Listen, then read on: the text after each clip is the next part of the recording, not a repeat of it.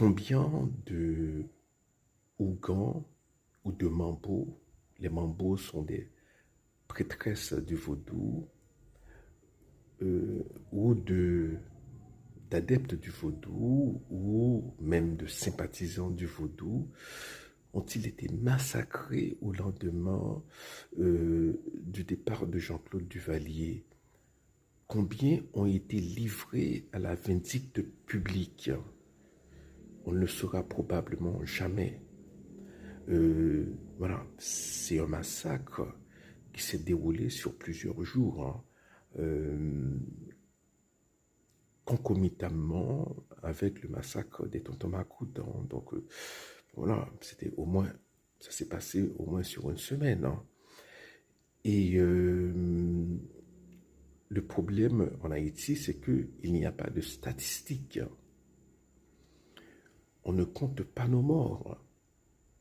Durant les mois précédents, il y a eu 3 grands massacres en Haïti et voilà, on a donné des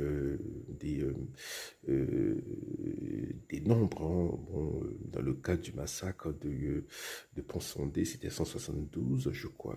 Dans le cas du massacre de Wavre-Jérémie, c'était 207 ou 211. Dans celui, dans celui de Kinskov, on nous avait dit une dizaine, mais alors pas une dizaine, pardon, des dizaines. Mais des dizaines, cela peut vouloir dire 30 ans, ou 70, ou même 100. Parce que 100, c'est... j'étais nul en maths lorsque j'étais à l'école, mais si je ne m'abuse, 100, c'est 10 dizaines. Hein, voilà. Donc, 10 dizaines, c'est 100. Donc, c'est beaucoup de gens qui ont été massacrés. Hein.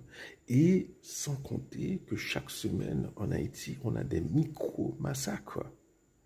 Donc, chaque semaine, il y a 10 personnes, 12 personnes par-ci, 15 personnes par-là qui se font massacrer par les bandes illégales. Hein. C'est quelque chose de récurrent chaque semaine. Hein. Voilà. Donc, c'est vraiment étrange. Hein. Le fait que nous ne faisions même pas l'effort de bien compter nos morts. Cela en dit long sur notre rapport au passé. Sur aussi d'autres choses. Hein. Bon, je ne suis pas psychanalyste, donc voilà.